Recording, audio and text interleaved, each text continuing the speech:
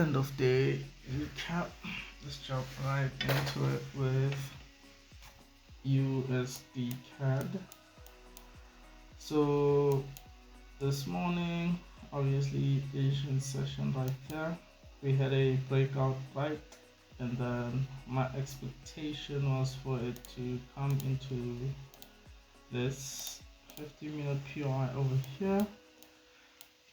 We did not get that, and it just kept on coming into this 4-hour zone here.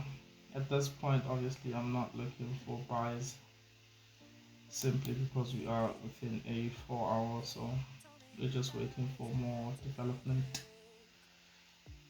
so that I can know where to take it from here. And then GU update on the previous video, the trade recap, we talked about possible entry right there, and unfortunately we end up not getting the sweep of this like strong liquidity up here, and then it just basically ranges in and out of there, right? Also, it looks like it would have worked out, right? Because it's trying to push down, showing signs of pushing down, but really just needed to come back in here, and then we look for the sells in there. But at this point in time, we have touched this M15 zone, right? We have touched this M15 zone. We're just waiting to see if tomorrow we do end up getting the break down, right, in order to continue the pullback. And then we have Euro USD, right?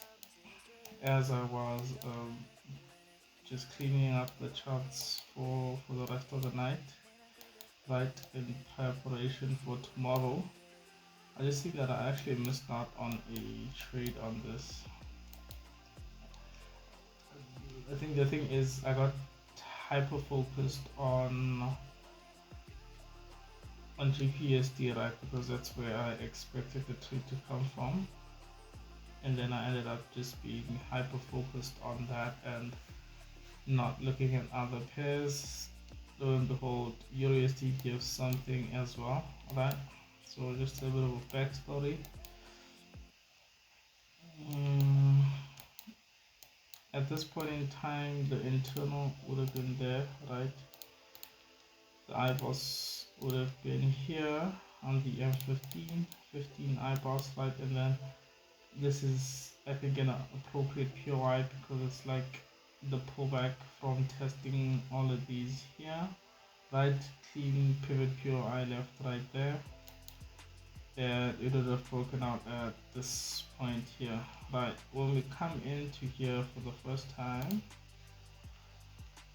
on the M5, we don't have a strong liquidation, right? So after it comes in here, we would be waiting for that strong liquidation. And remember, for the strong liquidation, we first need a chalk, right? Which we have here. We need a chalk, 5-minute chalk, right? Which then makes this the strong liquidity up here. Strong liquidity up here. Strong liquidity there.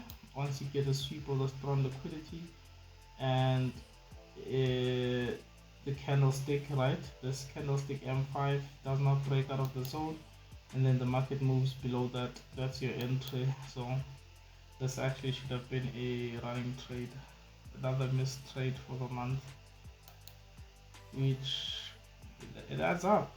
It adds up. I think this will end up being a winner, just because usually when trades go overnight, they do end up being winners, right?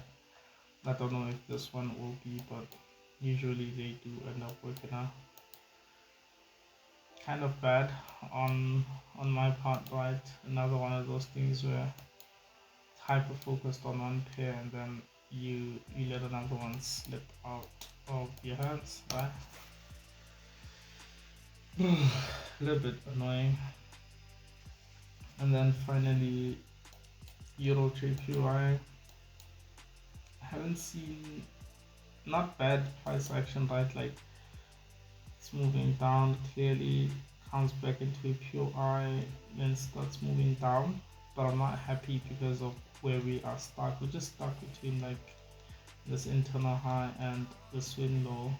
Right? We're not sure whether the swing low will break or the swing low will hold. So just waiting for it to basically pick a struggle, right? Either we break up or we break down and then just take it from there. I think missing out on the Euro USD a little bit annoying, but it's not okay. It's whatever, I guess. We'll try and do better tomorrow. But I think that's the least I can do is try and do better tomorrow. Try not to miss the easy ones, as I would say. And yeah, man, have a.